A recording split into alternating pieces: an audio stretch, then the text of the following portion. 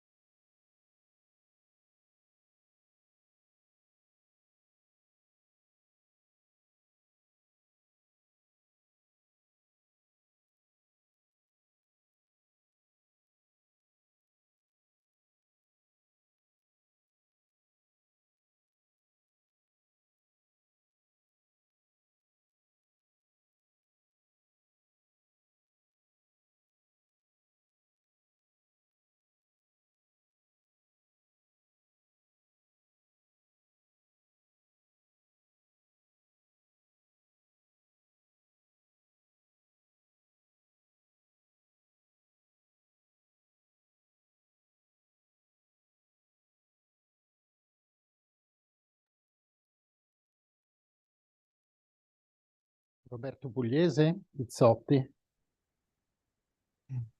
Bene, io la sento bene, lei mi sente? Perfettamente, faccio un Per- controllo anche del video se Sì, permette. sì, un attimo fermo la condivisione così può condividere. Intanto la saluto. Mi vede? Sì, sì, la vedo bene. Ottimo. Facciamo la prova con la condivisione.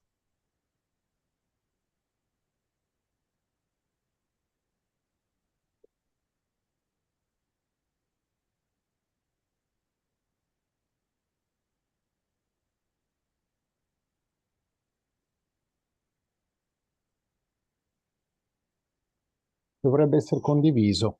Sì, sì, si vede perfettamente. Conferma? Ok, allora Confermo, io vedo bene. esco e poi ripeto l'operazione quando lei mi darà l'ordine. Ok? Super, super, benissimo, ottimo. Buonasera a tutti, salve Ciao Alberto. Alberto. Ciao. Buonasera, buonasera, Buonasera. ecco qui. Interrompo condivisione. Perfetto, Bene. siamo pronti, direi. Allora spengo la camera e attendo convocazione. Ok? Perfetto, benissimo. A tra poco. A tra poco.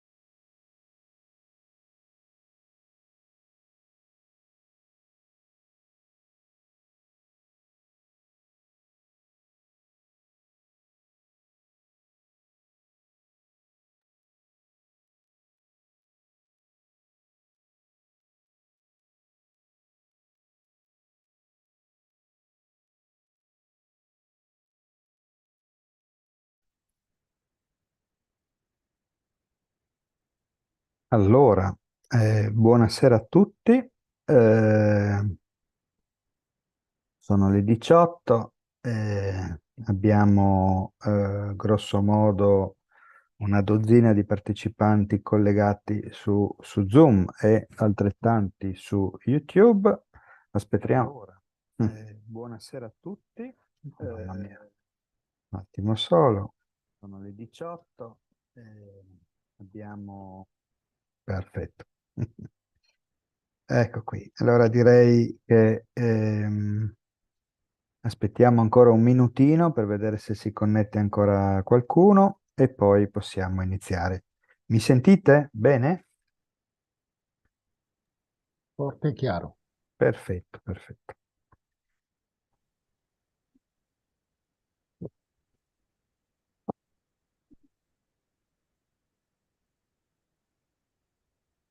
Ecco qui.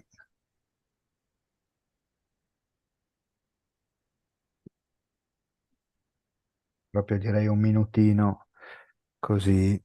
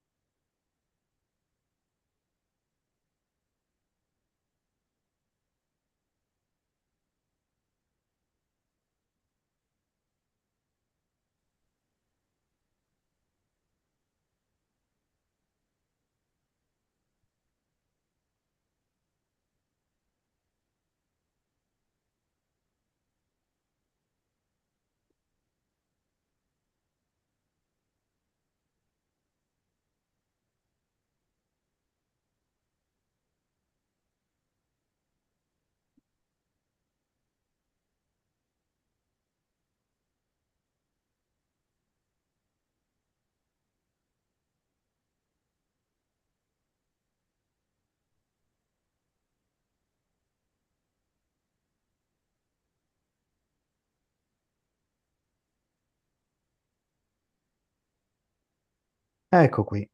Boh, direi che diciamo, i partecipanti adesso sono una quindicina da una parte e una quindicina dall'altra. Visto che l'evento viene registrato, direi che possiamo partire.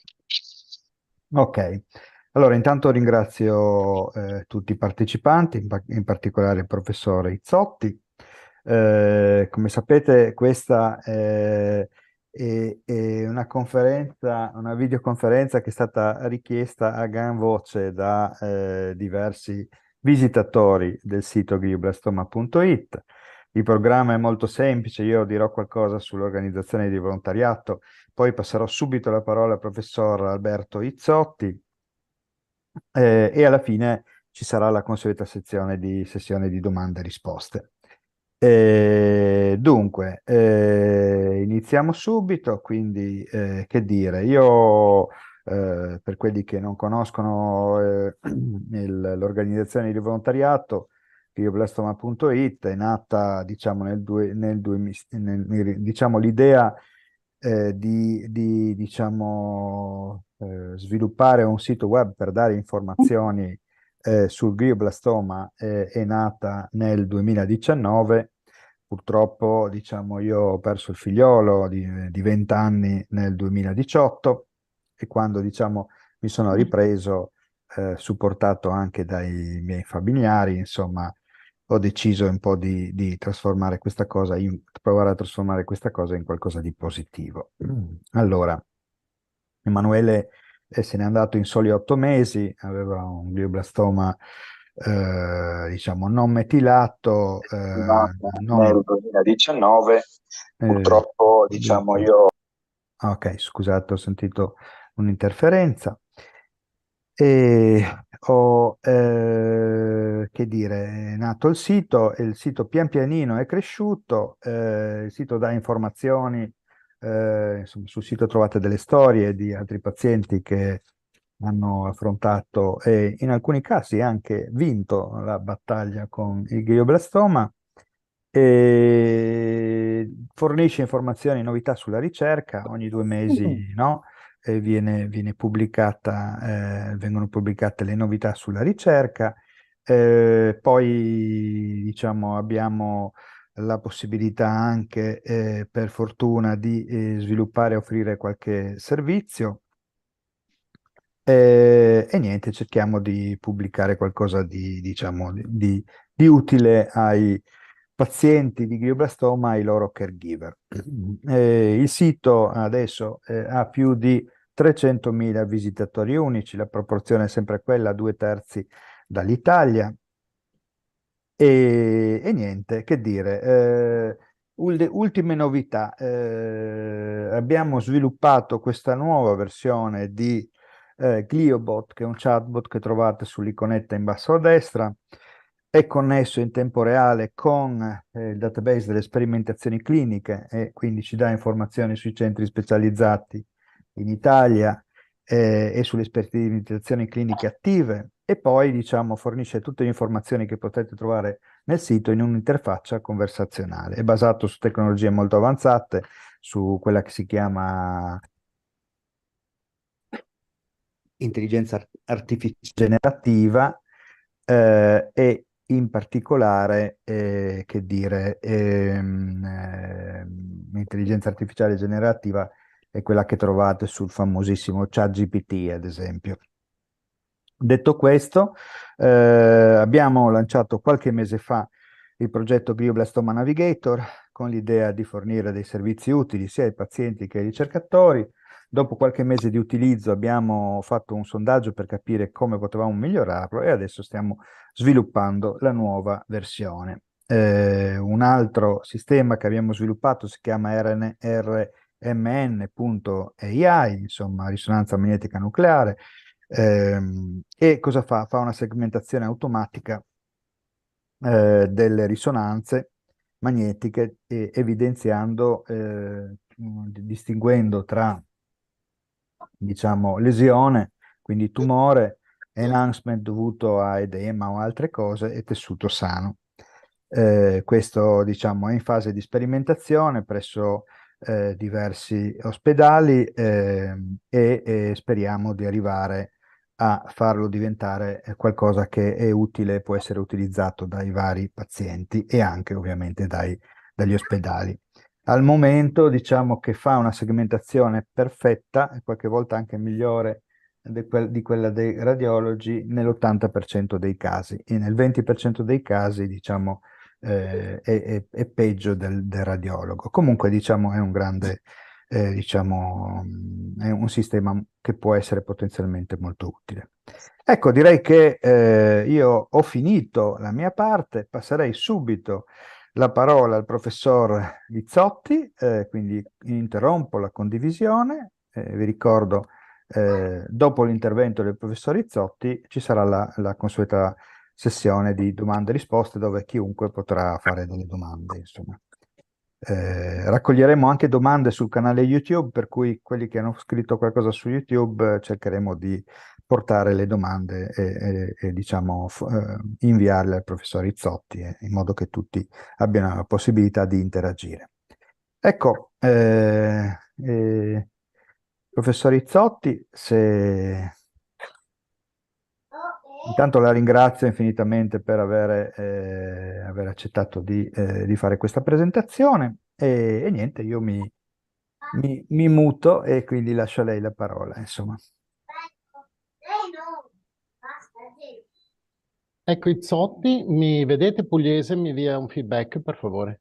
Grazie La mille. vedo bene, non vedo ancora le slide, ma Allora vado in condivisione e partiamo con le slide. Volevo prima salutarvi guardandoci negli occhi come si deve fare mettendoci la faccia. Ecco, quindi grande piacere di aver accettato il vostro invito e di poter contribuire in qualche modo ai vostri sforzi eccezionali, veramente. Vado in condivisione.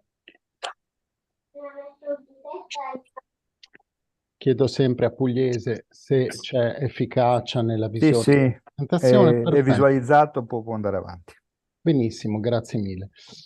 Allora, parleremo di olio ozonizzato nel trattamento del glioblastoma. Perché me ne occupo brevemente? Io sono professore ordinario alla Scuola di Medicina dell'Università di Genova e dirigo nel nostro ospedale, che è il Policlinico San Martino Comprehensive Cancer Center europeo, la unità operativa complessa di prevenzione del cancro, intesa in ospedale in senso terziario, cioè soprattutto prevenzione della progressione di malattia e prevenzione della recidiva, due argomenti di particolare interesse ovviamente nel caso del glioblastoma. Il glioblastoma ha alcune caratteristiche su cui è bene soffermarci prima di capire perché vogliamo usare gli oli ozonizzati nel controllo della progressione di questa malattia. È purtroppo uno dei cancri ancora a più basso tasso di sopravvivenza. La ricerca subisce investimenti piuttosto piccoli perché purtroppo, o per fortuna, certo, l'incidenza è 10 volte più bassa di altri tumori come mammella, colon e quant'altro, per cui gli investimenti ovviamente sono limitati. Il problema grosso del glioblastoma è che è resistente a molte terapie e frequentemente recidiva per una serie di No, può caratteristiche. parlare perché non si sente, non mi sentono. Chiedo scusa, mi sentite? Pugliese? Tutto bene? Pugliese? Sì, sì, io la sento, Ok. semplicemente Qualcuno aveva un chiederei a, microfono acceso, sì, sì, nessun esatto, problema, chiederei a nessun tutti problema. quelli che sono collegati di non accendere il microfono almeno che fino alla sezione di domande e risposte. Ecco. Grazie mille, Pugliese. Perché è così aggressivo e così alta la letalità, cioè il numero dei morti rispetto ai malati? Ha alcune caratteristiche che qui ho cercato di elencare, almeno le maggiori, che lo rendono così aggressivo nei nostri pazienti. La caratteristica di staminalità, bene avete scritto sul vostro sito, è uno dei più tipici tumori staminali e questa caratteristica si associa alla chemioresistenza. Poi si colloca un sito molto particolare del nostro organismo dove c'è qualcosa che lo difende dai farmaci, la barriera ematoencefalica. Ha poi delle caratteristiche specifiche per due altri attributi. È molto prono a fare neovasi, la neoangiogenesi, e ad infiammarsi in modo importante. Ecco, queste sono le caratteristiche che dobbiamo sottolineare per comprendere perché è così difficile aggredire il glioblastoma. Innanzitutto la staminalità e la chemioradioresistenza. Questo è un tappeto di cellule neoplastiche che crescono in vitro e noi le trattiamo come facciamo ovviamente in clinica, quindi con chemioterapia, alchilanti, cisplatino, radiazioni gamma, radioterapie. Muoiono tutte al 99%, al 95%, ma come vedete qua, indicate dall'indicatore in rosso, c'è sempre un 5-10% di cellule che riescono a sopravvivere. In realtà chemio e radio spesso selezionano delle cellule resistenti di tipo staminale che saranno quelle a dare luogo poi alla recidiva. Purtroppo questa caratteristica, che è abbastanza generale per tutti i tipi di cancro, ahimè, nel caso del glioblastoma veramente diventa parossistica. Ad esempio, questo è un articolo in cui abbiamo studiato questo evento a livello della unità operativa complessa che dirigo. Per descrivere l'outline dello studio, abbiamo preso dei glioblastomi da biopsia, li abbiamo trasplantati nell'encefalo di animali immunosoppressi e abbiamo guardato le caratteristiche di stabilità. Questo è il glioblastoma umano che cresce nel cervello, nell'encefalo dell'animale, e abbiamo fatto lo staining dei marcatori principali di staminalità in verde. Ecco, vedete quanto è verde il glioblastoma, è veramente ricchissimo di cellule staminali, soprattutto qua sui bordi, che sono quei bordi dove la resezione chirurgica spesso fa più fatica ad arrivare. È da lì in realtà che il tumore recidiva e ricresce per questa sua caratteristica di elevatissima staminalità. Dei marcatori di staminalità.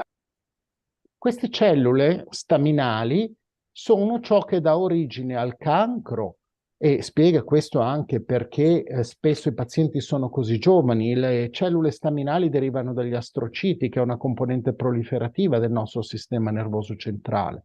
Nel caso del cancro, queste cellule staminali hanno una caratteristica ben descritta da questo articolo, e cioè sono appunto spesso selezionate dalla chemio e dalla radioterapia per sopravvivere a queste. Ovviamente sono le uniche cellule del cancro che riescono a sopravvivere a una chemio e a una radioterapia. Ma come fanno?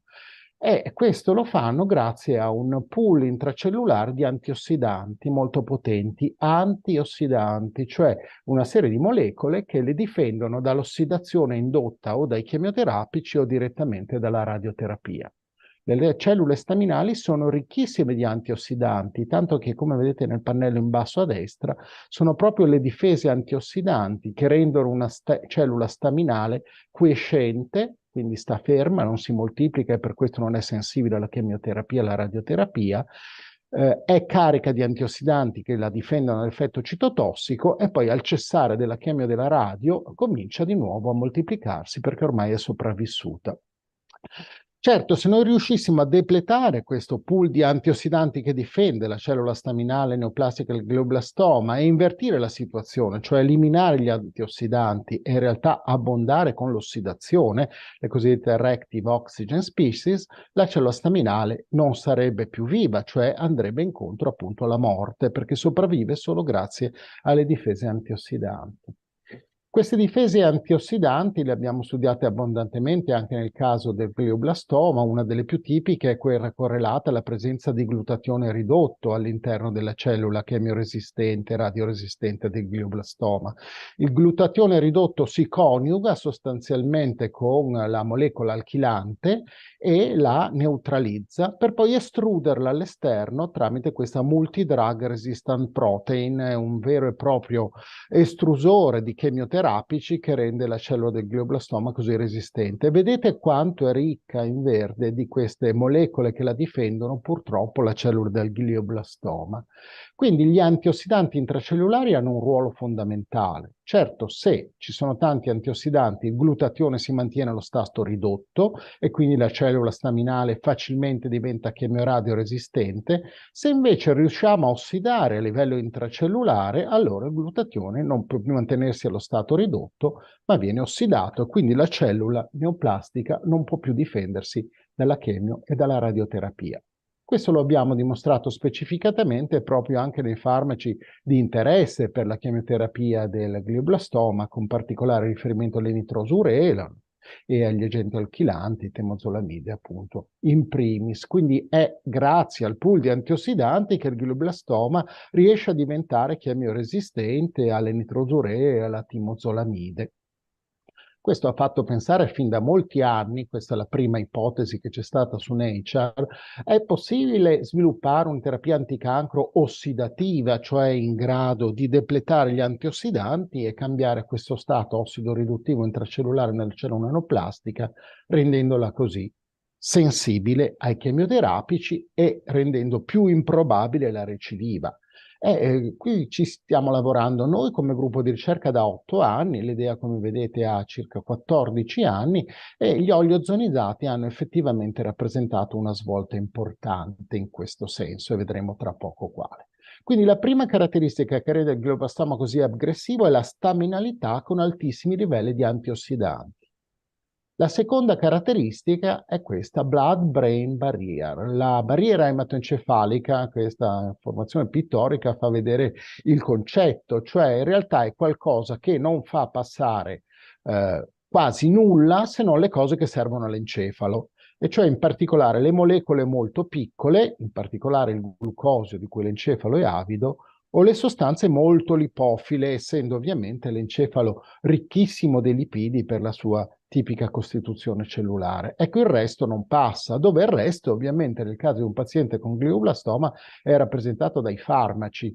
Quindi bisogna selezionare alcuni farmaci che abbiano, non possiamo le small molecules perché non sarebbero alchilanti, ma la lipofilicità sì, e quindi selezioniamo gli alchilanti che sono molto lipofili, tipicamente la timozolamide e la lomustina sono i due che più rispondono a questa caratteristica. Certo, ovviamente anche gli acidi grassi e gli oli in particolare, per definizione, sono estremamente lipofili. Quindi questo è qualcosa che di solito difende da tutto ciò che non è lipofilo il glioblastoma. Il terzo elemento che rende la malattia così aggressiva è la grande facilità con cui questi tumori creano dei nuovi vasi.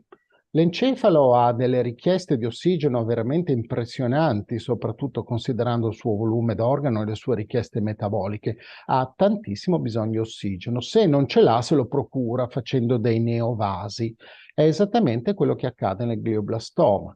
la massa neoplastica ha pochi vasi intrinseci, è ipossica in maniera forte e purtroppo il cervello facilmente sviluppa dei neovasi. Quindi la neovascolarizzazione è un'altra delle caratteristiche fondamentali dell'aggressività di questo tipo di cancro.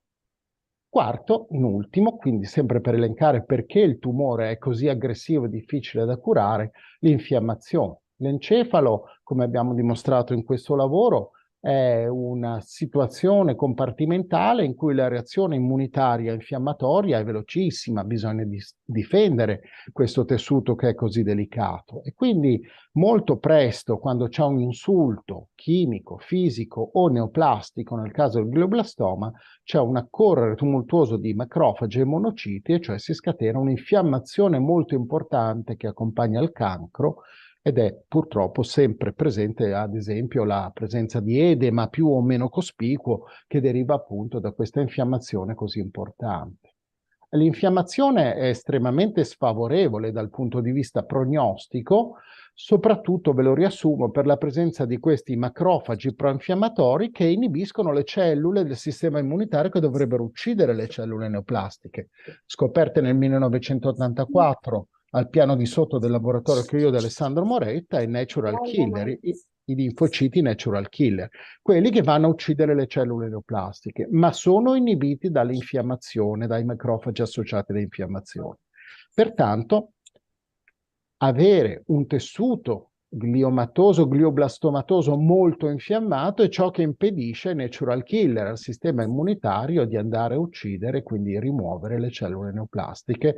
L'infiammazione è un complice appunto nella progressione dei tumori solidi, come riporta questo articolo, e questo vale moltissimo proprio per un tessuto neoplastico altamente infiammato come è quello appunto del glioblastoma. Quindi, riassumendo un attimo, perché è così difficile curare il glioblastoma e perché questo ha una così alta letalità? Senti? Proseguo. Per alcuni meccanismi specifici, uno, la barriera ematoencefalica, la neoangiogenesi, l'infiammazione e la staminalità. Quando andiamo a intervenire sul paziente con glaucoma, cerchiamo proprio di neutralizzare questi meccanismi che sono i nostri... Vedi, Franci? Neangiogenesi, Austin. Scusate, Ma no, va vediamo. bene, c'è un po' di entusiasmo. C'è un po' di entusiasmo, ma Interpretiamolo così. chiederei a tutti di spegnere il microfono, se no io devo cercare chi è responsabile e spegnere, altrimenti dovrei spegnere tutti. Non Direi spegniamo che... nessuno, non spegniamo no. nessuno. Va bene il rumore di fondo, nessuno Va problema. bene, ok, prego. Grazie Pugliese.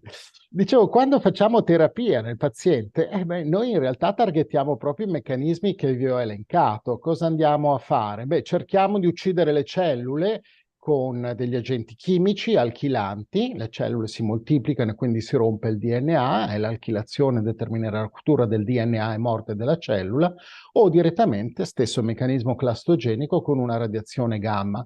Ma qual è il problema del glioblastoma? Superare la barriera ematoencefalica, e quindi non abbiamo a disposizione tutta la grande batteria di chemioterapici che abbiamo ad esempio per la mammella, perché qua ci vogliono quelli lipofili, quelli che passino la barriera ematoencefalica, e non sono tanti. I principali sono le introsoleti, tipo la lomustina, la temozolomide e i derivati.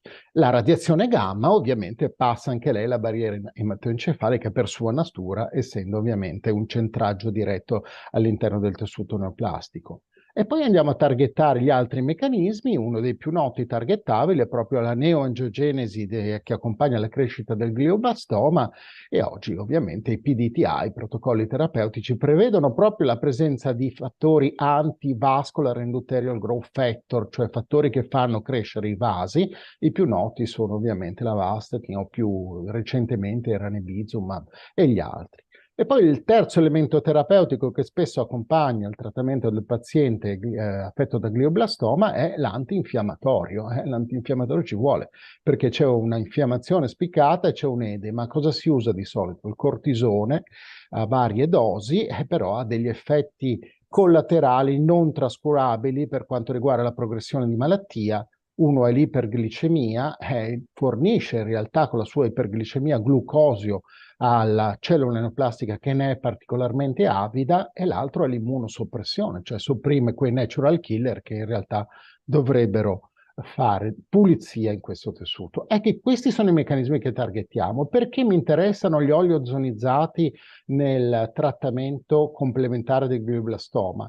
Perché oli ozonizzati hanno caratteristiche di tipo pleiotropico, pleios, cioè riescono a colpire molti di questi meccanismi. Ovviamente non lo fanno con la stessa efficacia di un agente alchilante o di una radiazione gamma, ma possono essere usati in modo complementare a questi perché targettano gli stessi meccanismi e quindi aumentano l'efficacia dei protocolli standard a base di agenti alchilanti, anti-VEGF e antinfiammatori. Ecco, cerchiamo di capire perché e come gli oli ozonizzati possono agire su tutti questi parametri. Innanzitutto, il più importante ovviamente è il cell killing, ma l'olio ozonizzato uccide le cellule astrocitiche, le cellule gliali. Questo lo abbiamo verificato il primo esperimento in vitro che abbiamo fatto con una linea proprio astrocitaria di glioblastoma, le U87 Mg, e abbiamo dimostrato sostanzialmente che in 24 ore si ha una diminuzione della sopravvivenza di maggiore del 95%. Ovviamente non si porta al 100%, questo accade a 48 ore. Ma quello che è interessante è che rispetto a altri cancri, le cellule di glioblastoma, come leggete qua, sono dell'80% più suscettibili al killing, all'uccisione indotta dagli agenti ossidanti lipofili, cioè dagli oli ozonizzati. E beh, come mai? Sono molto lipofile, ovviamente, queste cellule, avide di lipidi, perché loro stanno in un comparto avido di lipidi come appunto l'encefalo. Ma perché muoiono così facilmente quando c'è l'olio ozonizzato, le cellule gliali? Il target che abbiamo identificato, il bersaglio intracellulare, è il mitocondrio. Nel caso della glia, quindi da dove parte il glioblastoma, il mitocondrio, se la cellula non è neoplastica, è quello che vedete qua a sinistra, quindi un bel mitocondrio funzionante con una bella doppia parete. Quando la cellula purtroppo si trasforma da cellula gliale differenziata a cellula invece indifferenziata glioblastomatosa, quello che fa è soprattutto bloccare la funzione del mitocondriale. Tecnicamente si chiama effetto Warburg, ma quello che interessa, vedete, è il cambiamento morfologico e funzionale, non più una bella spessa parete mitocondriale, ma una sottilissima parete mitocondriale perché il mitocondrio non funziona più. Questo cambia, e ci spostiamo nella parte a destra della diapositiva, la suscettibilità della cellula all'azione di un agente ossidante lipofilo, l'olio ozonizzato, qui rappresentato dai pallini rossi. Se l'olio ozonizzato entra in una cellula gliale normale, dove il mitocondrio funziona, la membrana mitocondriale è bella spessa, le teste idrofile sono tutte vicine e respingono l'olio lipofilo che viene quindi allontanato e quindi non abbiamo danno al mitocondrio nella cellula normale. Nella cellula invece glioblastomatosa la parete mitocondriale è sottilissima, le teste gialle idrofile sono separate, il lipide ossidante può raggiungere le code lipofile del fosfolipide della membrana mitocondriale e distruggere il mitocondrio. Quindi sostanzialmente, in sintesi, la cellula glioblastomatosa ha una fragilità, che è la sua sottilissima parete mitocondriale. Però per attaccarla bisogna arrivare al suo interno con un vettore lipofilo e ossidarla con un agente ossidante. Ecco, è quello che facciamo appunto con gli oli ozonizzati. Oli ozonizzati sono per loro natura lipofila, qui identificati in rosso, come vedete, siamo in microscopia confocale, entrano molto bene nella cellula neoplastica e vanno proprio nel citoplasma, vedete, intorno al nucleo, dove ci sono i mitocondri. Quindi il vettore lipofilo permette di arrivare dove vogliamo, cioè vicino al mitocondrio della cellula glioblastomatosa. Quello che accade poi è l'ossidazione della membrana mitocondriale, qui dimostrata dalla diminuzione della fluorescenza in verde che colora le membrane mitocondriali. Quindi membrane sottili sì, ma intatte nel caso di un glioblastoma multiforme non trattato, che diventano invece rotte, quindi diminuisce la fluorescenza verde nel caso di un glioblastoma trattato con olio ozonizzato. Che succede quando rompiamo il mitocondrio di una cellula neoplastica glioblastomatosa? Beh, siamo a sinistra, queste sono cellule neoplastiche, i mitocondri non devono rompersi, se no accadrebbe qualcosa di terribile per la cellula neoplastica e di molto vantaggioso per il paziente, cioè la liberazione del calcio intracellulare. Qui indicato in rosso il mitocondrio lesoniato dall'olio ozonizzato, la cui membrana quindi si è frammentata, libera calcio in rosso intracellulare. E il calcio è il segnale più potente che conosciamo, il calcio intracellulare, per la morte cellulare, per la riattivazione di quella morte cellulare autogena che chiamiamo apoptosi, appunto, suicidio della cellula, che ovviamente nella cellula neoplastica è bloccato, ma che protegge le cellule sane dal fatto di diventare neoplastiche. E qui lo abbiamo dimostrato, appunto, questa è una cellula neoplastica che si moltiplica indisturbata, siamo in citometria di flusso, facciamo lo staining con annessina 5 delle cellule che vanno in apoptosi, pochissime in realtà nel tessuto neoplastico, ma se lo stesso tessuto è trattato con olio ozonizzato, ecco che la cellula, vedete, non si moltiplica più, va in apoptosi, diventa piccola, rotondeggiante, la citometria di flusso ci fa vedere che il marcatore dell'apoptosi è nuovamente molto rappresentato. Quindi l'azione di citocida di uccisione del glioblastoma avviene proprio con questo meccanismo. Questo avviene solo nelle cellule neoplastiche, cioè quelle che hanno la membrana mitocondriale sottile, ma non avviene invece nelle cellule normali, dove i mitocondri sono a membrana spessa, integra e perfettamente funzionante. E questa è la ragione della specificità degli oli ozonizzati per le cellule neoplastiche, soprattutto nei tessuti lipofili, come appunto il sistema nervoso centrale e la glia. Ed è la ragione fondamentale dell'altra compliance, cioè della bassa tossicità e alta efficacia di questo tipo di approccio ai nostri pazienti, in cui in realtà ovviamente siamo abituati a farmaci a bassa compliance, perché dobbiamo avere grande efficacia, essendo la malattia letale, a costo anche di vistosi effetti collaterali. In realtà con olio ozonizzato l'obiettivo che ci proponiamo è invece di avere efficacia, ma anche alta compliance, cioè bassi effetti collaterali, praticamente nessuno, per ragioni che sono correlate a quanto vi sto dicendo e alla sua composizione, sostanzialmente lipidi e ossigeno. Per quanto riguarda l'altro aspetto, cioè la chemioradioresistenza delle cellule glioblastomatose, siamo andati proprio a valutare questa situazione mediante la valutazione quantitativa degli antiossidanti nei pazienti trattati con oli ozonizzati. Si prende il sangue e si valuta quanti antiossidanti ci sono. È una reazione di ossidoriduzione del ferro molto semplice, che ci permette però di valutare nel paziente neoplastico quanti antiossidanti ci sono che potrebbero proteggere, e di fatto proteggono la cellula neoplastica dall'azione della chemio e della radioterapia e quindi ovviamente facilitare la recidiva della neoplasia. Guardiamo qui nella parte destra, questo è il livello di ossidanti e di antiossidanti, in particolare qui ho riportato solo gli antiossidanti, nei 154 pazienti oncologici in cui abbiamo fatto questo tipo di analisi. T0 è il livello di antiossidanti prima del trattamento con olio ozonizzato. Vedete che sono antioxidant addicted questi pazienti, sono quelli chemioradioresistenti che molto probabilmente andranno incontro a recidiva. Dopo il trattamento con olio ozonizzato, in questo caso della durata di 3 mesi, osserviamo, passiamo a T1, quindi una drastica diminuzione degli antiossidanti. È ovvio, l'olio ozonizzato è un ossidante che per sua natura quindi neutralizza a livello intracellulare, dove riesce ad arrivare grazie al vettore lipidico, gli antiossidanti, riuscendo quindi nella missione di elevare la cellula neoplastica ciò che le permette di sopravvivere alla chemio e alla radioterapia.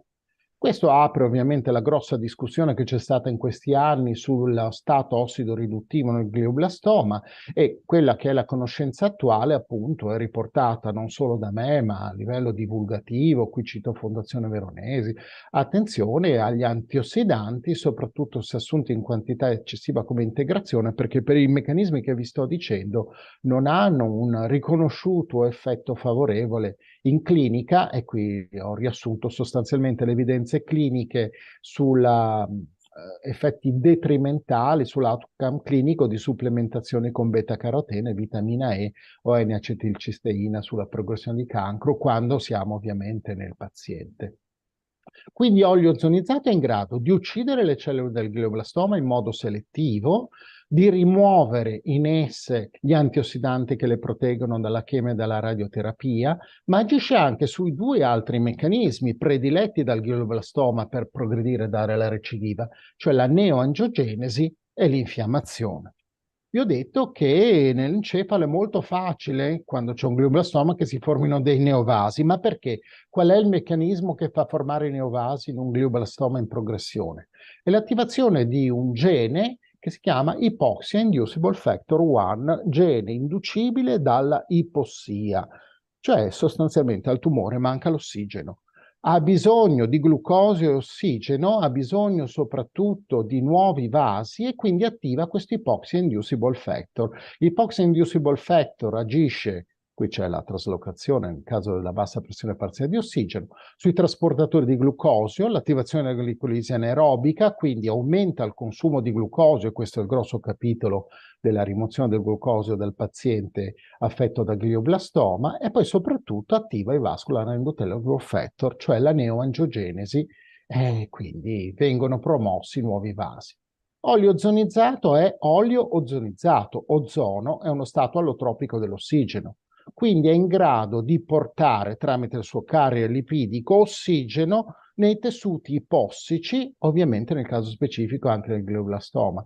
E questo lo abbiamo dimostrato con una serie di studi direttamente sull'uomo, in cui abbiamo dimostrato come il trattamento con olio ozonizzato aumenta la disponibilità di ossigeno tissutale. In solo una settimana abbiamo avuto il 10% di aumento della soglia aerobica, ad esempio. Aumentano i tempi di apnea ortostatica. Prima del trattamento i pazienti avevano 50 secondi di apnea media ortostatica e sono passati a 85 dopo una settimana di trattamento. E poi il Covid-19, insomma, ci ha dato una grande occasione, perché tutti usavano il saturimetro, allora facilmente mettendolo ai nostri pazienti trattati abbiamo visto che la saturazione passava dall'84 al 98%, appunto documentando, come è ovvio peraltro, che olio ozonizzato aumenta la disponibilità di ossigeno tissutale. Lo fa e quindi come conseguenza ha l'inibizione di quell'ipoxia inducible factor, del genere dell'ipossia. Finalmente arriva ossigeno, quindi l'ipoxia inducible factor non si attiva più e non richiede più la formazione di neovasi. Quindi olio ozonizzato ha uno specifico effetto antiangiogenico attraverso l'aumento dell'ossigeno tissutale. La pressione parziale di ossigeno nel tessuto del tumore solido è fondamentale per la progressione di malattia. Questo è uno studio dei colleghi di Torino. Questi sono due tumori in cui si fa vedere come si comporta il tumore se l'ossigeno è alto. Vedete, pressione parziale di ossigeno 21%. Sta fermo, è rotondeggiante, non va in progressione. Se invece, ahimè, abbassiamo la pressione parziale di ossigeno ai livelli che troviamo all'interno di una massa tumorale glioblastomatosa, dove non ci sono i vasi, dove c'è molta necrosi, e cioè siamo in condizioni di ipossia, la pressione parziale di ossigeno è il 3%, ecco che subito il cancro comincia ad andare in progressione, si ramifica, cresce, va in progressione, infiltra i tessuti viciniori, e questo è dovuto all'attivazione di un oncogene specifico che dipende da Hypoxia Inducible Factor, lo stesso che fa i neovasi. Questo oncogene si chiama MET ed è l'oncogene della progressione del cancro, delle metastasi. Quindi l'ipossia tissutale all'interno del tessuto glioblastomastoso è il meccanismo che induce la progressione del glioblastoma stesso nei tessuti viciniori. Per converso, aumentando la pressione parziale di ossigeno all'interno del tessuto glioblastomatoso, arrivandoci con l'ossigeno portato da un vettore lipofilico, come accade per gli oli ozonizzati, possiamo essere in grado di inibire questo meccanismo. E infine l'ultimo meccanismo è quello della infiammazione. Il glioblastoma è sempre associato a una cospicua infiammazione, è pieno di questi tumor associated macrophages che lo infiammano e determinano un'inibizione specifica dei natural killer. Olio ozonizzato è un noto agente antinfiammatorio, qui lo abbiamo dimostrato, in realtà è una cosa che si sa da moltissimo tempo. Abbiamo questi tumor associated macrophage, vedete, molto attivi, che fanno pseudopodi, ma se gli mettiamo insieme dell'olio ozonizzato diventano quiescenti, si bloccano, c'è un recettore specifico, sono i Cell Wall Integrity Receptor, che rilevano la presenza di ozono nell'ambiente e bloccano l'attivazione dei macrofagi. Quindi abbiamo un effetto antinfiammatorio. Tra l'altro è molto usato per questo, ad esempio, nelle patologie ortopediche, l'infiltrazione di ozono gassoso a livello intraarticolare. Nulla a che vedere ovviamente col trattamento di cui stiamo parlando, che ha invece un vettore di tipo lipofilo proprio per riuscire ad arrivare nell'encefalo. Bene, avviciniamoci allora alla situazione in vivo. Questo è il paziente 1, non so se lo riconoscete, ma sono io, dove ovviamente abbiamo voluto dimostrare in vivo le cose che per ora vi ho detto a voce, quindi somministrazione orale di olio ozonizzato, e siamo andati a valutare cosa. Questo è un paziente che ha un'espressione, siamo con la citometria di flusso, si è dato un recettore che è DR, è il recettore di attivazione dei macrofagi, dei monociti. È un paziente piuttosto infiammato, come vedete qua in T0, però dopo il trattamento in T1, questo è il delta, molti macrofagi si spostano a sinistra, cioè diminuisce l'espressione del recettore DR, cioè dei monociti attivati. C'è un effetto antinfiammatorio chiaro in vivo che abbiamo dimostrato. Effetto antinfiammatorio che non è accompagnato da una inibizione natural killer. Quindi quello che riusciamo a ottenere con l'olio ozonizzato in vivo è la diminuzione dell'infiammazione in assenza dell'immunosoppressione, che è ovviamente il gold standard, l'obiettivo da raggiungere nel paziente oncologico. Un aspetto importante è il carrier lipidico dell'olio ozonizzato. È un lipide, quindi passa alla grande la barriera ematoencefalica, perché il lipide, l'encefalo e anche il glioblastoma sono avidi di lipidi. L'olio ozonizzato ha come vettori acidi oleici e linoleici, sono due oli classificati come essenziali in nutrizionistica, cioè il nostro organismo ne ha bisogno e per questo li metabolizza rapidamente e li porta all'encefalo che ha grandi avidità di questo tipo di acidi grassi. Vengono veicolati alle cellule metabolicamente più attive, nel caso del glioblastoma le cellule glioblastomatose che hanno bisogno assoluto di metaboliti perché hanno il blocco mitocondriale, e questo è il vettore che ci permette di raggiungere il nostro target, cioè il glioblastoma, e di ossidarlo a livello intracellulare, ottenendo quell'effetto di cell killing di cui vi ho detto. Badate bene però, tutti questi effetti, cioè l'uccisione della cellula del glioblastoma, l'effetto antinfiammatorio, la penetrazione intracellulare, l'attraversamento della barriera ematoencefalica, sono ottenuti non da qualsiasi olio ozonizzato, ma oli ozonizzati che abbiano una sufficiente potenza farmacodinamica. Ma dobbiamo uccidere una cellula neoplastica, lo fa la radiazione ionizzante, quindi dobbiamo usare oli ozonizzati cosiddetti ad altissimi ozonuri e di grande purezza. Ozonuro è il parametro che indica quanto ozono per unità molecolare è legato all'ozono. Ecco, in questo studio abbiamo dimostrato che se usiamo oli a bassi ozonuri, quindi con poco ozono farmacodinamicamente poco attivi, non uccidiamo molte cellule, ma se usiamo quelli ad alti ozonuri riusciamo a raggiungere il nostro obiettivo. Un breve excursus sulle esperienze cliniche che abbiamo avuto. Questo è il primo paziente che abbiamo trattato, non è un glioblastoma, questo è un carcinoma basocellulare, ma l'aspetto interessante è che era radioresistente, aveva già fatto 60 gradi di radioterapia, non lo trattava più un radioterapista. Allora abbiamo iniziato a trattarlo con olio ozonizzato per osse sistemico e abbiamo ottenuto la radiosensibilizzazione, quindi la reversione della radioresistenza. Un risultato importante ovviamente che ci ha spinto poi a cominciare a trattare anche pazienti affetti da glioblastoma, ovviamente in trattamento complementare, perché le ragioni che vi ho detto ci indicano che l'olio ozonizzato agisce sugli stessi meccanismi su cui agisce la chemioterapia, la radioterapia e gli approcci standard che abbiamo oggi, ma li potenzia. Questa è la prima paziente che abbiamo trattato con successo, una collega di 38 anni affetta da glioblastoma encefalico di terzo grado, poi diventato quarto, prima diagnosi 2014, insomma un iter che immagino conosciate, chemioradioterapia ad alta dose, primo intervento chirurgico, secondo intervento chirurgico, recidiva, e poi addiviene alla mia attenzione e cominciamo appunto il trattamento con olio ozonizzato dopo l'intervento chirurgico. Ecco, siamo di fronte a un full recovery with no relapses, quindi la paziente è una lungo sopravvivente. Attualmente, vedete, l'ho vista ancora l'altro giorno, quindi abbiamo le risonanze. Novembre 2023 è disease free, quindi con una sopravvivenza disease free a 9 anni, che ovviamente per un glioblastoma, soprattutto radioresistente, chemioresistente come quello che avevamo, è certamente un buon obiettivo raggiunto. Questa è la tomografia della paziente. Questa era la situazione alla diagnosi, questo è invece quello che abbiamo oggi nel 2023. Questa è una recidiva, prima di anno 2014, continuava a recidivare, guardate con che aggressività.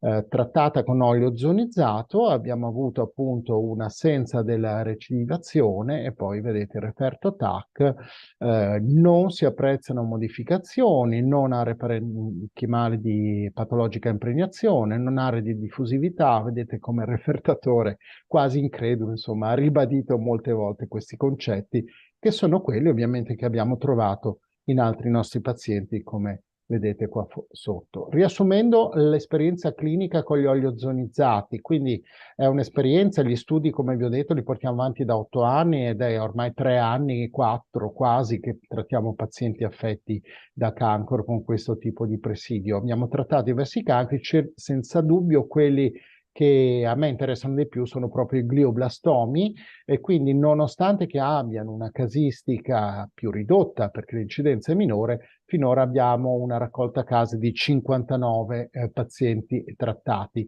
su un totale, badate bene, di 1 migliaio di pazienti trattati con oli ozonizzati oncologici. Quindi dal punto di vista della safety, degli effetti collaterali, per riassumere, abbiamo 1000 pazienti in cui sappiamo che gli oli ozonizzati sono ad alta compliance, cioè non inducono effetti collaterali significativi.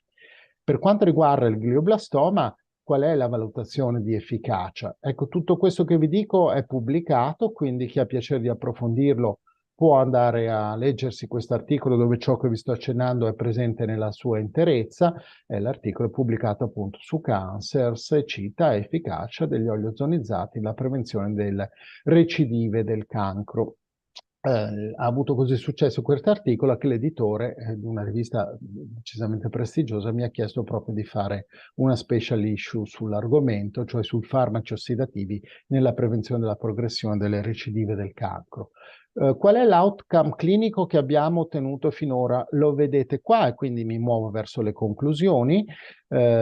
Indicato in azzurro l'outcome clinico col trattamento standard, quindi temozolomide, chirurgia, radioterapia, lomostina, anti-VEGF, eccetera. In più, invece, in rosso aggiungiamo al trattamento standard l'olio ozonizzato per OS ad alti ozonuri e ad alta dose. Partiamo dal outcome clinico ovviamente più sfavorevole, cioè il decesso. Nel PDTA in follow-up omogeneo abbiamo avuto un 25% di decessi nella casistica seguita dai colleghi. Nel nostro caso questa mortalità si è dimezzata, siamo passati al 12%. Per la verità era riferita a 4 pazienti reclutati con stadiazione molto avanzata. L'olio ozonizzato deve poter penetrare all'interno della lesione. Noi riteniamo che sopra i 2 centimetri ci siano difficoltà a arrivare all'interno, perché manca proprio la vascolarizzazione che può portare all'interno. Quindi il gold standard è una lesione più piccola di 2 centimetri, meglio, più piccola è ovviamente meglio è. Il timing perfetto è dopo la dichiarazione di disease free da parte dell'oncologo, ad esempio dopo l'intervento chirurgico, quindi dopo in un setting che è tipicamente adiuvante. 3 pazienti sono deceduti perché avevano interrotto il trattamento, purtroppo avevano visto il miglioramento e hanno deciso di sospenderlo, e questo ovviamente non va fatto perché le cellule staminali stanno a lungo nel nostro organismo e quindi danno recidive anche dopo molto tempo. Vedete la progressione di malattia come è diminuita nel caso degli oli ozonizzati rispetto invece ai trattamenti standard.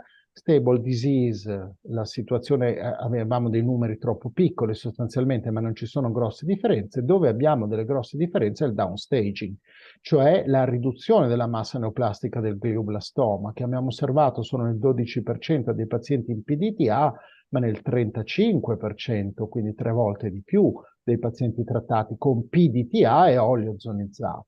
E abbiamo anche avuto full recovery, dove si intende solo 25% nel caso del PDTA, siamo a più del 50% se aggiungiamo l'olio ozonizzato, quindi paziente dichiarato disease free dall'oncologo che non ha ancora avuto la recidiva sostanzialmente. Come vedete, anziché essere l'eccezione, sono piuttosto numerosi nella nostra casistica. Mi muovo alle conclusioni, quindi questo è un approccio che è già disponibile, quindi lo usiamo correntemente sui pazienti che ce lo chiedono, ovviamente in approccio complementare, quindi lavorando insieme all'oncologo, al neurooncologo, al neurochirurgo, sempre in team, come tipico ovviamente di un ospedale oncologico dove lavoro. Si tratta di compresse gastroresistenti che vengono somministrate per OS, quindi la somministrazione ovviamente non è particolarmente invasiva. Effetti avversi, come ho detto, è ad alta compliance perché si tratta di acido oleico e linoleico, quindi 2 oli essenziali, quindi che fanno parte del nostro organismo e delle nostre cellule, più l'ossigeno, che evidentemente non è uno xenobiotico, ma qualcosa di assolutamente necessario per le nostre cellule. Ovviamente ossigeno allo stato allotropico, in questo caso, cioè ozono. Quindi i rari effetti collaterali che abbiamo osservato sono per lo più dovuti all'eventuale rilascio di gas all'interno dell'intestino e sono meteorismo, diarrea, lieve nausea, tendono a scomparire dopo i primi 3 giorni di trattamento. Queste sono le farmacocinetiche dell'olio ozonizzato in un paziente affetto da glioblastoma. La dose deve essere piuttosto alta, però, quindi stiamo parlando di 12-15 compresse gastroresistenti al giorno. La buona notizia è che proprio perché questo numero è un po' abbondante e quindi dà difficoltà ad alcuni pazienti, abbiamo proprio sviluppato una formulazione invece ad alta densità in cui la quantità di olio ad alto ozonurio attivo è raddoppiata sostanzialmente. Per questo lo abbiamo chiamato Plus e dimostriamo in questo caso come la sua farmacocinetica sia tale per cui possiamo passare da 3 somministrazioni al giorno a 2 sole somministrazioni al giorno. Quindi lo schedule che proponiamo oggi è sostanzialmente per un paziente con glioblastoma ancora presente da 6 a 8 compresse al giorno in 2 somministrazioni, quindi 3 al mattino, ad esempio 3 alla sera o 4 e 4 invece nei casi di malattie in progressione. Ecco, questo è un grande progresso per il mio perché aumenta di molto la compliance di questo tipo di approccio complementare. Il Ministero della Salute ha riconosciuto tutto questo e ha approvato proprio da pochi giorni sostanzialmente questo nuovo tipo di approccio che quindi ovviamente è accreditato e ha l'egida del Ministero della Salute che lo riconosce tra l'altro come integratore alimentare, perché non stiamo parlando di un nuovo farmaco, di una nuova molecola, ma di un'integrazione alimentare a base di integratori alimentari, acido oleico e linoleico e ossigeno per l'appunto. Utilizziamo già in diverse strutture pubbliche questo tipo di approccio, qui brevemente ve le riassumo e concludo su questo sostanzialmente. Cosa significa usare l'olio ozonizzato nel caso di un cancro del glioblastoma? Ma la radio e la chemioterapia vogliono bruciare, uccidere le cellule neoplastiche. Il problema è che le cellule neoplastiche del glioblastoma hanno gli antiossidanti, hanno gli estintori e quindi neutralizzano la chemio e la radio e quindi il cancro può fare la sua progressione. Sostanzialmente l'idea dell'olio ozonizzato è elevare l'estintore, cioè elevare gli oli ozonizzati dalla cellula neoplastica in maniera che chemio e radio possano fare il loro corso efficace, quindi andando veramente a distruggere la massa neoplastica. L'altro concetto, e questa è l'ultima diapositiva e concludo, fondamentale degli oli ozonizzati è quello che vedete qua. Normalmente i nostri pazienti affetti da glioblastoma fanno i cicli di chemio radio. Vuol dire che fa il ciclo, cioè la chemio uccide il 99% delle cellule, resta un 1%, da cui parte la recidiva e allora fai la chemioradioterapia di seconda linea e così via, selezionando in realtà le cellule resistenti fino alla, purtroppo, la crescita incontrollata di cellule ormai chemioradioresistenti a tutto. Questo cosiddetti colpi singoli, quindi lasciano degli ampi intervalli alle cellule neoplastiche per sviluppare le loro chemioradioresistence. E questo non è bello, tanto appunto che ad esempio temozolamide oggi si dà in modo metronomico, cioè si tenta appunto di somministrarlo senza intervalli al paziente. Certo, gli effetti collaterali ci sono, la piastrinopenia è uno dei principali e quindi questo non può essere fatto in maniera vistosa con farmaci di tipo chemioterapico. Questo goal, invece, il trattamento metronomico quotidiano ad alta dose, può essere raggiunto con gli oli ozonizzati, che proprio per la loro compliance possono essere assunti quotidianamente, 2 volte al giorno dai nostri pazienti affetti dalla patologia, e questo dà una continuità di trattamento che blocca tutte le finestre in cui normalmente appunto la cellula neoplastica potrebbe sviluppare la chemioradioresistenza.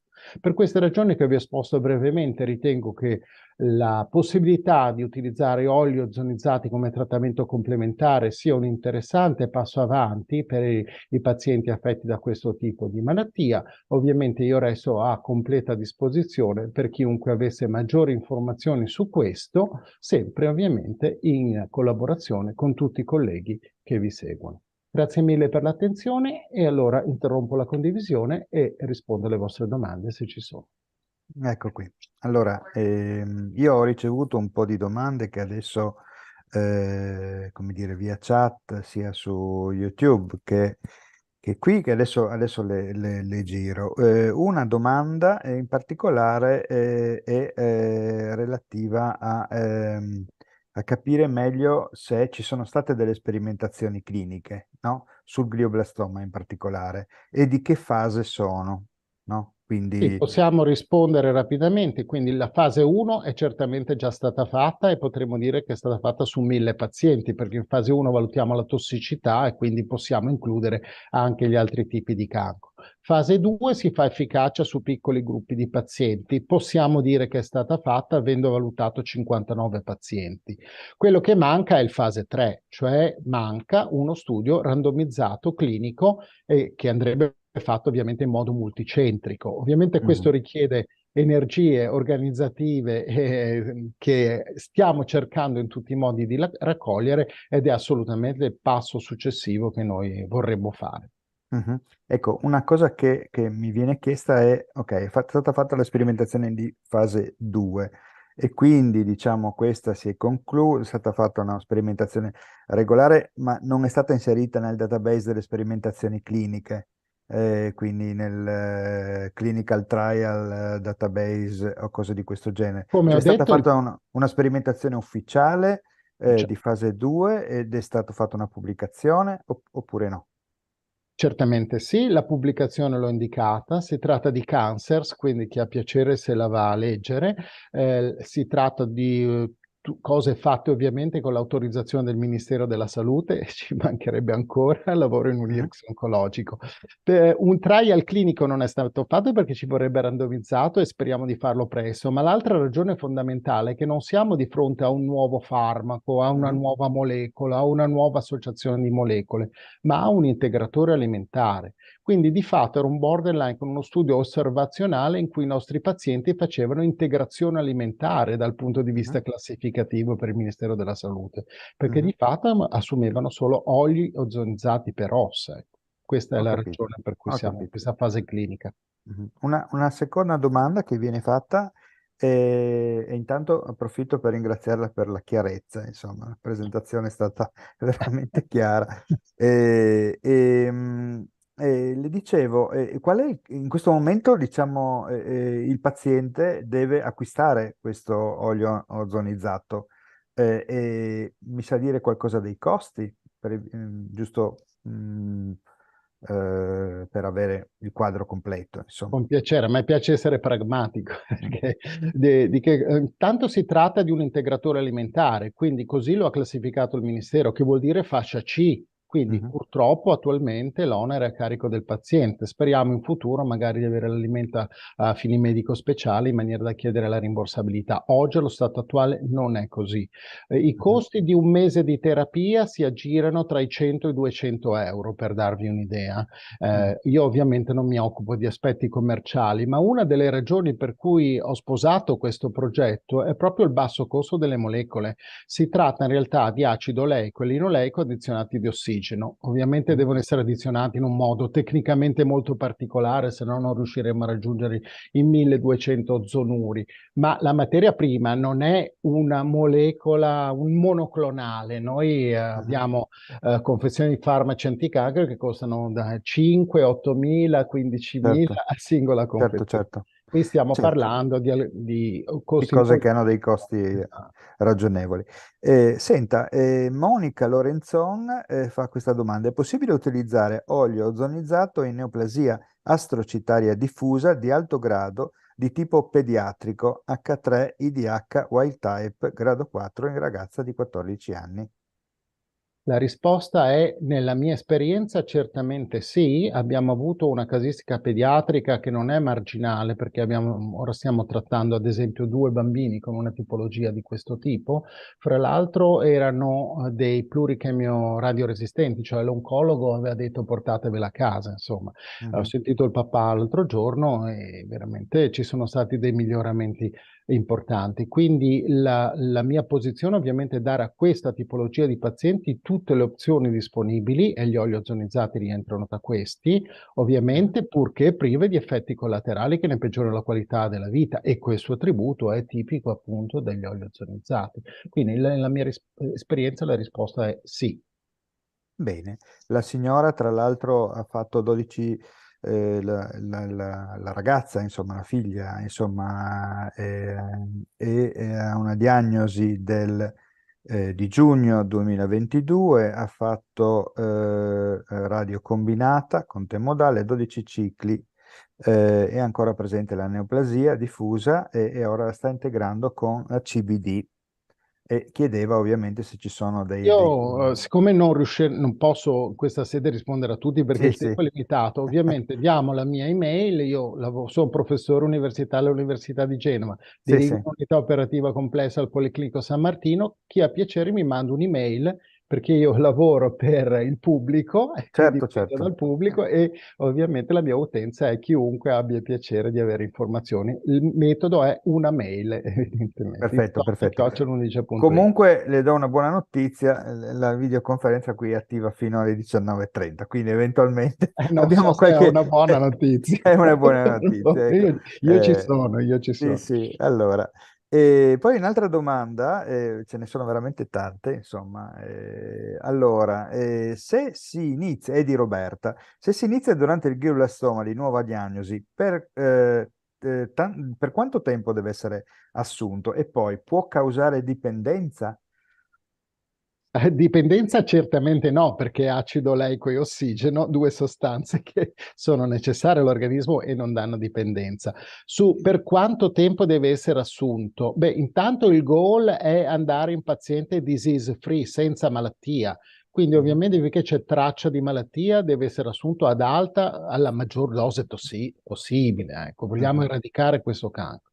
Se Bene. ci riusciamo, non sempre ci si riesce, è già però un bell'obiettivo andare in stabilizzazione di malattia o in regressione, evidentemente. Se però si riuscisse a avere il disease free, e questo si riesce, abbiamo visto in 50% dei casi, quando combiniamo temozolomide, nitrosuré, insomma, bastati in tutti i trattamenti che abbiamo con olio ozonizzato. Per quanto continuiamo a trattare il paziente? Beh, almeno 3 anni minimo, che è il periodo di follow-up classico per una recidiva. Dipende molto poi dall'istologico e dalla stadiazione alla diagnosi, possiamo estenderci sui 5 anni eventualmente. Ecco, Però il concetto è proprio non lasciare dopo la apparente guarigione la possibilità alle staminali, che quasi sempre ci sono nel sopravvissuto glioblastoma, di ricrescere e recidivare. E questo richiede tempi lunghi. Ho capito. Poi c'è sempre Roberta che chiede se l'olio ozonizzato, lei sa di eventuali contrasti cioè interferenze con farmaci come il Regorafenib. No, con Regorafenib c'è ovviamente un sinergismo importante che ho anche sottolineato proprio citandolo esplicitamente. In generale con Avastatin e con tutti gli anti-VEGF. Gli anti-VEGF sono inibitori della neovascolarizzazione, quindi agiscono come? Bloccando l'effetto del vascular endothelial growth factor. Invece olio ozonizzato agisce sempre sul stesso pathway, ma a monte, cioè blocca l'hypoxia inducible factor IF1 che fa attivare VEGF. Mi spiego meglio. Rafatinib blocca a valle il VEGF, olio ozonizzato lo blocca a monte. È ovvio che se aggrediamo un stesso pathway, nel caso quello neoangiogenetico, sia a monte che a valle, siamo molto più efficaci che se lo aggrediamo solo a monte o solo a valle. Quindi è assolutamente consigliata la somministrazione combinata del sinergismo, che di solito permette di abbassare la dose dell'anti-VEGF o di prolungarne l'efficacia nel tempo prima dell'insorgenza di una resistenza. Bene. L'ultima domanda di Roberta è, diciamo, se al San Martino questo viene applicato a tutti i pazienti o i pazienti devono fare richiesta. Questo non è un trattamento ospedaliero, perché essendo un trattamento a base di integratore alimentare, ovviamente non è previsto dal PDTA ministeriale e quindi questi trattamenti sono fatti a casa dopo la dimissione del paziente, non sono fatti in ospedale. Ottimo, grazie. E Giampaolo Bertos, che invece è un collega che ha la moglie che è, diciamo, affetta da glioblastoma, chiede se ci sono casi di long survivor con olio ozonizzato, non solo case report. Noi di fatto abbiamo 59 case report, di cui alcune decine, come ho citato, quindi circa 15-20, sono dei long survivors. Alcuni si sono anche detti a disposizione di incontrare ovviamente chi avesse questo problema, quindi chi avesse piacere posso ovviamente metterlo in contatto per avere tutte le informazioni dettagliate del caso. Il limite di questa ricerca che abbiamo proposto è proprio questo, cioè noi abbiamo 59 case reports e invece dovremmo avere un trial clinico randomizzato, però dobbiamo trovare le risorse per farlo e speriamo, Certo. stiamo lavorando tutti per questo evidentemente. Ecco, sempre Giampaolo Bertos chiede come mai, diciamo, gli oncologi non ci hanno mai parlato di questa terapia, se secondo lei non ci credono per qualche ragione, oppure, insomma... Ma non posso dire questo, cioè l'oncologo è ovviamente molto affezionato al PDTA e ci mancherebbe, è un patrimonio che abbiamo, anch'io sono molto affezionato al PDTA, è ciò che ci permette di trattare in modo equanime e efficace i nostri pazienti, ci mancherebbe ancora. Olio ozonizzato è qualcosa in più, cioè tra i cicli di chemio, oltre al PDTA, per aumentare l'efficacia di questo presidio, si fa anche questo. Le mie esperienze con gli oncologi, ma intanto una ricerca recente, la pubblicazione dell'anno scorso, 2022, abbiamo avuto 4.000 readers, insomma un articolo che ha avuto molto successo effettivamente, come vi ho detto. Gli oncologi gli parliamo e come, io personalmente sono in contatto con diversi oncologi di riferimento nazionali che sono interessati, con cui stiamo anche trattando insieme diversi pazienti.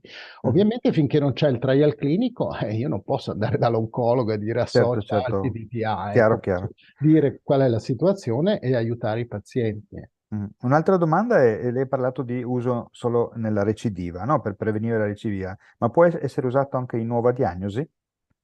Assolutamente sì, io sono ordinario di prevenzione del cancro, quindi Certo. nasce l'approccio per prevenire la recidiva o prevenire la chemioradioresistenza. Ecco, in questo ultimo setting la nuova diagnosi rientra ovviamente, perché soprattutto in adiuvante, cioè dopo il trattamento con chemioradio, l'olio ozonizzato inibisce la cellula staminale che va in chemioradioresistenza.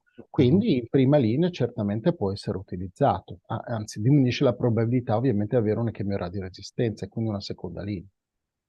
Ottimo, grazie. C'è poi Manuela Trocello che chiede se c'è a Torino qualcuno che diciamo sta sperimentando l'olio ozonizzato. Ehm, e- Io a questo ovviamente non so rispondere, diciamo che noi siamo centro di riferimento nazionale, attualmente abbiamo diversi 7-8 ospedali che vi ho elencato rapidamente che collaborano con noi, non c'è in questo elenco Torino. Chiunque Capito. voglia collaborare, noi è proprio quello che vogliamo fare, è fare Sì, rete, cioè sì, di sì, fare rete. condividere l'esperienza. Sì. Buonasera, scusatemi. Siccome sono entrata con 10 minuti di ritardo, volevo sapere se si possono fare anche domande così, insomma, a voce o solo scriverle. Sì, sì, io adesso sto leggendo le domande che sono state fatte qui, quindi diciamo appena finiamo queste, se vuole Sì, le do la grazie, parola. Lidia, no? grazie. Lidia, Sì, sì, sì. grazie. Perfetto, ottimo. Sì.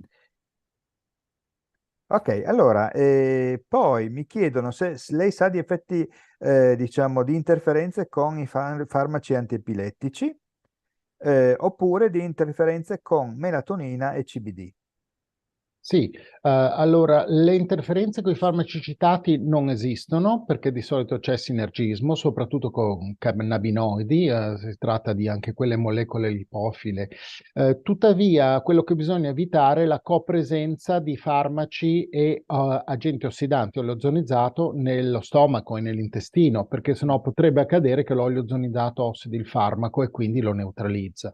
Per questa ragione è cruciale che l'olio ozonizzato sia assunto almeno a un'ora di distanza dall'assunzione di qualsiasi altro farmaco o integratore assunto per osso. Ho capito. Bene, poi diciamo che l'ultima domanda che c'è qui sulla chat di Zoom è legata alla durata. La durata del trattamento, lei diceva, è per almeno 3 anni. Sì, il punto è se devono essere 3 anni continuativi oppure no. Ovviamente, personalmente, essendo una patologia di una gravità, insomma, non trascurabile, io preferisco sempre essere piuttosto interventistico e quindi 3 anni continuativi, in questa tipologia di pazienti. Esiste la possibilità di interrompere ogni tanto il trattamento, purché il paziente sia disease free, Mhm, ovviamente, valutando lo stato ossidoriduttivo. Quindi ai mhm. miei pazienti valuto che gli antiossidanti siano diminuiti in modo significativo, il livello di ossidazione sia accettabile, sospendo per 2 mesi il trattamento e poi rifaccio il test per vedere se è necessario riprenderlo. Quindi deve essere un po' seguito, ecco, eventualmente l'interruzione, non può essere fatta in modo apodittico. Perfetto. Chiedono poi qua, e sono passato un attimo alle domande ce ne sono veramente tante, poi ovviamente lascerò i riferimenti, l'email se è d'accordo del professore, diciamo nell'articolo che scriverò domani con la pubblicazione del video. E quindi in caso non dovessimo riuscire a coprire tutte le domande, non preoccupatevi. Chiedono ad esempio se c'è una interferenza con l'Optune device, che è il caschetto, diciamo, diciamo, di trattamento del glioblastoma con i campi elettromagnetici alternati, insomma.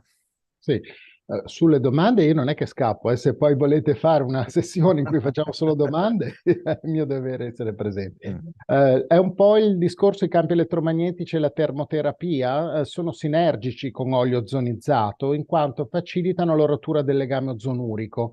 Quindi sono due tipi di approcci in cui non li abbiamo ancora studiato il sinergismo, ma dal punto di vista meccanicistico esiste un presupposto meccanicistico per cui potrebbe esserci sinergismo. Personalmente ho avuto 2 pazienti in questa situazione e abbiamo avuto sostanzialmente un co-trattamento, ecco, senza particolari. Si sono un po' lamentati del costo di questo caschetto, però.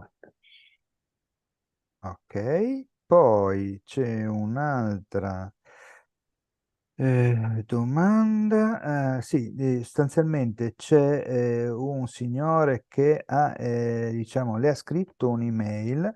Purtroppo la mamma dopo l'operazione ha un mese prima ancora di radiochemo ha avuto un avanzamento della malattia. Di fatto siamo in recidiva. Non ho capito bene qual è la domanda, sembra più un'informazione. Se permette Pugliese, prendo lo spunto un attimo. Non è che stiamo parlando di un olio ozonizzato miracoloso che lo ricevi oggi e domani miracolosamente scompare la malattia. I Mm, tempi farmacodinamici sono tali per cui la valutazione clinica noi non la facciamo mai prima di 2 o 3 mesi, perché deve esserci un bioaccumulo. ho Quindi capito. deve esserci un trattamento almeno per 3 mesi prima di decidere qual è l'output clinico, se no l'output clinico si correla a altri trattamenti, altre situazioni cliniche. Va bene, questo è stato molto chiaro, perfetto. Poi il paziente di cui ho pensato il caso della recidiva, che dosaggio? Carlotta Lanzillotta, diciamo, chiede, la paziente di cui ha presentato il caso con recidiva, quella diciamo che a 3 anni è libera da malattia, che dosaggio di ozonuria assumeva? Sì, il dosaggio che utilizziamo nel paziente con malattia in progressione o alto rischio di recidiva era quello che vi ho citato, 15 compresse al giorno, 5 al mattino, 5 a mezzogiorno, 5 la sera. È un dosaggio pesante ed è per questa ragione che abbiamo sviluppato il prodotto che ha approvato adesso il Ministero, cioè quello 3 Plus che ci permette di dimezzare le dosi. Quindi oggi una stessa paziente con quella situazione clinica la tratterei con 4 compresse al mattino e 4 la sera, anziché 5, 5, 5. Ho capito. Andrea Nicolò chiede se ci sono, c'è una strategia dietro i dosaggi da consigliare a un paziente, no? Quali fattori vengono presi in considerazione? Certamente. Nel caso del glioblastoma è tutto purtroppo più facilitato. Dico purtroppo perché è una malattia così aggressiva e ad alta letalità che tendiamo a usare il DMT, cioè il massimo dosaggio tollerato dal paziente, che è quel 12-15 compresse, oggi per fortuna, come vi dicevo, 4 e 3 2 volte al giorno, perché dobbiamo usare un'alta dose. In altri tipi di tumori c'è molta più marginalità perché dipende dallo stato sideroduttivo del paziente. Fattori che determinano la dose sono ovviamente anche la tipologia istologica, lo stato mutazionale, metilato, non metilato e la stadiazione clinica al momento della diagnosi. Ovviamente tanto più negativi sono questi fattori, tanto maggiore la dose e viceversa. Per la verità, glioblastoma ci spinge sempre per la sua natura aggressiva a usare dosi piuttosto alte che sono Sì, quelle sì. che vi ho citato. Può essere associato a vitamina C?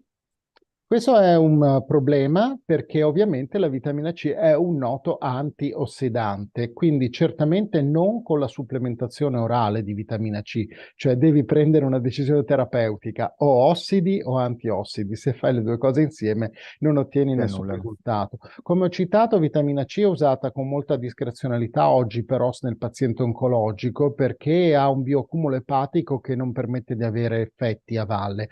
L'unico razionale è l'uso endovenoso ad alte dosi, 3 grammi endovena. In questo caso si comporta come prossidante. Tuttavia non esiste un sinergismo, ma bensì un antagonismo con olio ozonizzato, quindi non si possono prendere insieme. Ho capito. In caso di assunzione, Giuliana Davino chiede, in caso di assunzione di chemioterapico non metronomico, ma assumendo in cicli, l'olio va assunto ogni giorno, anche in questo caso, o solo nei 5 giorni in cui si prende il temozolomide? Sì, preferibilmente ogni giorno con 2 ore di intervallo dalla temozolomide se somministrato per OS. In alcuni casi ovviamente la chemio può dare nausea, allora in questo caso l'olio ozonizzato può dare fastidio e in questo caso lo si sospende ai giorni del trattamento con chemioterapico e quindi si passa alla seconda modalità di somministrazione, quella intervallare, quindi un giorno si fa chemio, 5 giorni chemio e poi si fa olio ozonizzato in maniera da dare una copertura quotidiana al paziente. Ok, abbiamo anche un paziente che ci scrive in inglese, can oil raise neutrophils and white blood cells. No, quindi ci chiede insomma che se l'olio può fare crescere i neutrofiti e diciamo le cellule, insomma Sì, è una domanda interessante, fa riferimento, immagino, rispondi in italiano. Sì, sì, io tra l'altro quello che posso dirvi è che tradurrò i sottotitoli, inserirò i sottotitoli in inglese in modo da permettere anche al terzo, il 33%, 35% di persone che ci seguono dall'estero di poter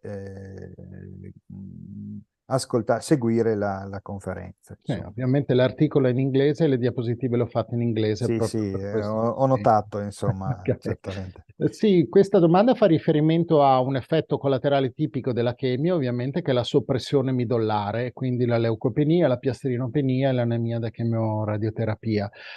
Nella nostra esperienza c'è un miglioramento di questa sintomatologia, che nel paziente oncologico si concretizza con quella sindrome immunosoppressiva che definiamo fatigue. L'apporto Mhm. di ossigeno al midollo emopoietico facilita la proliferazione e il rimpiazzamento reticolocitario. Questo proprio noi misuriamo i reticolociti proprio per vedere questo. Quindi c'è una diminuzione effettivamente della soppressione midollare dei side effects della chemio nei pazienti, nei 59 che abbiamo osservato. Ottimo, ottimo. Ok. So the answer is yes, is good, is working. Ok, poi qua ci sono ancora altre domande. Già ha risposto sul fatto che non c'è contrasto con i cannabinoidi. Mi chiedono a Roma dove ci si può rivolgere, se ha delle collaborazioni con qualche ospedale, qualche centro a Roma. Sì, ho delle collaborazioni, però diciamo, questa è una riunione scientifica. Ecco, gli aspetti operativi, se volete, mi mandate un'email, cercherò di indirizzare dalla persona giusta. È mio dovere farlo, Sì, ecco, sì, va però bene. qui ora parliamo di scienza, però Quindi va certamente. bene se metto poi la sua email come riferimento nell'articolo? Sì, Assolutamente, a perfetto, perfetto. disposizione. Magari non Ok. risponderò a tutti subito, Sì, abbiate sì, beh, certo, pazienza insomma. perché ho un lavoro anche in ospedale. Ecco, credo che abbia già risposto, ma questa è invece dell'Optune device, dispositivo, chiedono se c'è una sinergia con eventualmente con l'ipertermia. Assolutamente, secondo me c'è un fortissimo presupposto teorico per cui ci sia questa sinergia. Credo che sarebbe uno studio interessantissimo da fare al più presto e spero di farlo al più presto proprio con un'istituzione giù a Roma. La ragione è che l'ozono è un gas, in base alla legge di Henry, ovviamente la quantità di un gas sciolto in un fluido è inversamente proporzionale alla temperatura, cioè se Mhm, scaldo libero ozono. Allora è mhm. bellissimo entrare con lipide nel glioblastoma, scaldarlo con la termoterapia in maniera da rendere più farmacodinamicamente attivo l'olio ozonizzato. Questa è la teoria, dobbiamo ancora dimostrarla in pratica. Finora abbiamo 2 pazienti trattati in questo modo, ma è troppo presto per darvi qualsiasi output clinico. Grazie. Perfetto. Come mai negli Stati Uniti, come mai gli Stati Uniti hanno, questa è Annalisa, come mai negli Stati Uniti hanno proibito l'uso dell'ozonoterapia per effetti avversi? Credo che ne ha parlato già prima in un articolo, comunque. No, ma molto volentieri rispondo. Non dobbiamo fare confusione tra ozono gassoso e ozono lipofilo. Cioè, se noi abbiamo ozono nell'aria inquinata, è un inquinante, non è un agente terapeutico. E la ragione è che l'ozono gassoso inalato impatta su una superficie epiteliale dell'albero respiratorio che è priva di difese sostanzialmente nei confronti di questo gas. L'ozono invece messo nel lipide passa per il fegato prima di arrivare a livello sistemico, è per questo che lo diamo per osso.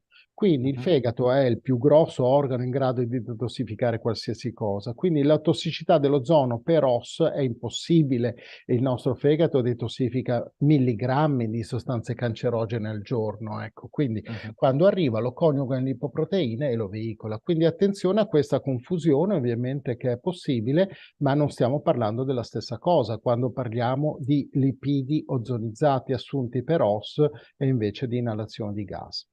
Ok, abbiamo ancora 2 ultimissime domande, poi c'è Lidia che voleva fare un intervento a voce. Allora, ci chiedono se può essere utilizzato con melanoma quarto stadio con localizzazione secondaria cerebrale, quindi probabilmente metastasi cerebrale. Sì, noi in generale la metastasi encefalica anche da altri tipi di tumori, quindi tumori secondari sostanzialmente, Mhm. polmone, mammella, melanoma, la trattiamo. La trattiamo con variabili risultati, non è il target primario della riunione di oggi, ma ovviamente per le caratteristiche farmacodinamiche la risposta è che il meccanismo teorico è plausibile e quindi a parer mio, soprattutto in situazioni cliniche così gravi, è opportuno tentare perché non abbiamo effetti collaterali, diamo una possibilità in più al paziente. È vero, è proprio così. Allora, poi mi ci chiedono, sì, si trova in farmacia, chiedono se si trova in farmacia. È ovviamente un prodotto autorizzato dal Ministero della Salute, ora poi sulle Sì, modalità sì, distributive, sì, sì, questo dipende, mandatemelo a insomma, me, non so, dipende. ma certamente è Allora, autorizzato dal Ministero, quindi se mhm. dite alla farmacia E procuratelo, ovvio che lo ci fa. sono studi simili all'estero? Oh sì, certamente. In realtà io ovviamente vi ho detto lo stato di avanzamento dell'arte, ma sono molti anni. Vi ho detto il primo lavoro è del 2009 che Certo. studia le medicine ossidanti nella terapia del cancro. Qual era il problema? Che finora si era usato il gas. Il Mhm. gas o vettori acquosi che non hanno quelle caratteristiche farmacodinamiche che un vettore lipidico ci permette di avere a livello dell'encefalo. Bene, mi chiedono se facendo la risonanza è meglio non prenderlo. Sì, normalmente quando c'è un atto interventistico, alludo più a somministrazione in mezzo di contrasto, in Mhm. qualsiasi intervento chirurgico, la somministrazione deve essere sospesa il giorno prima, il giorno dell'intervento e nei 2 giorni successivi. La regione che ha una certa attività a olio ozonizzato trombolitico, cioè Mhm. disaggregante, il che per un paziente oncologico è una manna perché la trombosi neoplastica è un grosso problema, ma potrebbe facilitare il sanguinamento quando ci sono questi tipi di interventi e quindi in questo caso lo sospendiamo. Bene, Lidia, quindi passerei la parola a Lidia se... Salve, sì, Ecco, eccoci. Guardi, siccome, innanzitutto buonasera. Buonasera. buonasera a lei. Siccome il professore ha già risposto alla domanda che le volevo fare, gliene faccio un'altra. Lei poco fa parlava di ipertermia che si può, diciamo, aiutare con questi oli. Gli oli possono aiutare, insomma, si aiutano a vicenda, diciamo. E, le volevo chiedere questo, quando ho provato a far fare l'ipertermia a mio marito, abbiamo fatto solo 3 sedute, perché poi quando io non pensavo di fare niente di nascosto, però poi quando l'ha saputo il radioterapista mi ha bacchettata, diciamo. Mi hanno detto che non si fa, che non è stato visto niente scientificamente e che andava preso più cortisone perché l'ipertermia scaldava, diciamo, come infiammazione, diciamo, ecco, non so bene come spiegarle, infiammava il cervello e quindi andava preso più cortisone. E allora mi sembra come se fosse Sì, una mm, contraddizione rispetto a eh, questo, sì. nel senso si può, no, gli oli ozonizzanti funzionano anche, come diceva prima, da antinfiammatori. Esattamente, allora mettiamo un po' di ordine. Allora, sull'ipertermia non esistono gli studi clinici randomizzati che ne dimostrano l'efficacia, quindi correttamente il collega radioterapista aveva qualche perplessità. Sugli oli ozonizzati abbiamo invece un fase 1, un fase 2 e gli articoli pubblicati che vanno ovviamente dati dall'oncologo all'oncologo quando questo venga informato e io sono ovviamente a disposizione per parlare con tutti. Io quello che ho detto è che sarebbe Sì, interessante studiare il sinergismo tra sì, terapia a olio sì. ozonizzato, cioè quello che ritengo è che la termoterapia possa rendere più efficace l'olio ozonizzato. Ecco, sulla valutazione della termoterapia di per sé io non la faccio la termoterapia, ecco, quindi Eh, diciamo lascio a colleghi e alla letteratura quanto c'è a disposizione, concordando che non c'è per ora purtroppo un'evidenza di efficacia. Sull'ipertermia no, ok, Bisogna fare gli ok. studi, ecco, c'è un vuoto Mhm, importante che va riempito. mhm. La ringrazio.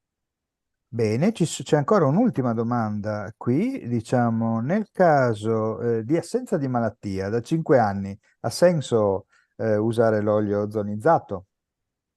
5 anni è un se fosse un mio paziente, io farei una valutazione dello stato ossidoriduttivo plasmatico.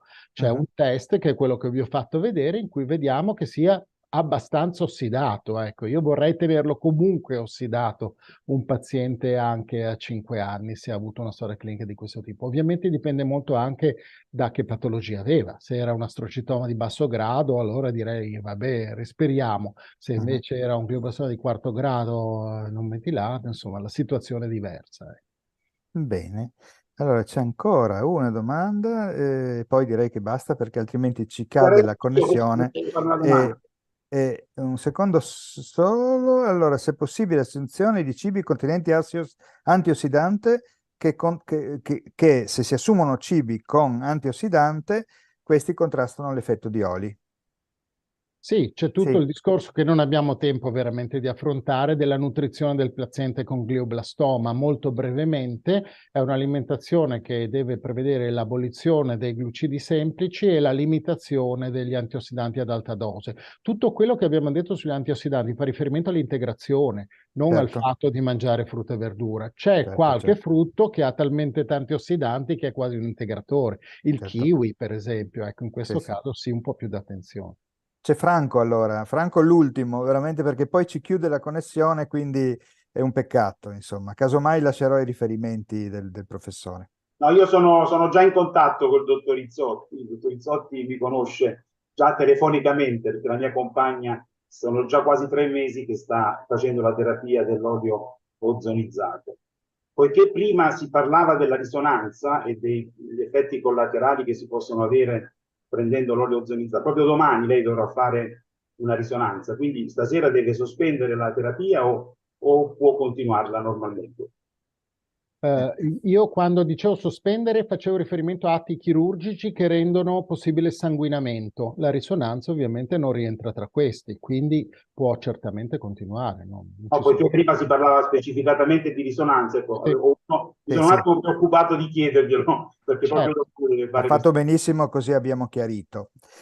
Bene, allora io ringrazio il professore, ringrazio tutti, è stata veramente seguita e preferisco chiudere qui perché sennò va via la connessione ed è un peccato. Grazie a voi Vi per la ringrazio a pazienza, tutti resto a disposizione. e arrivederci.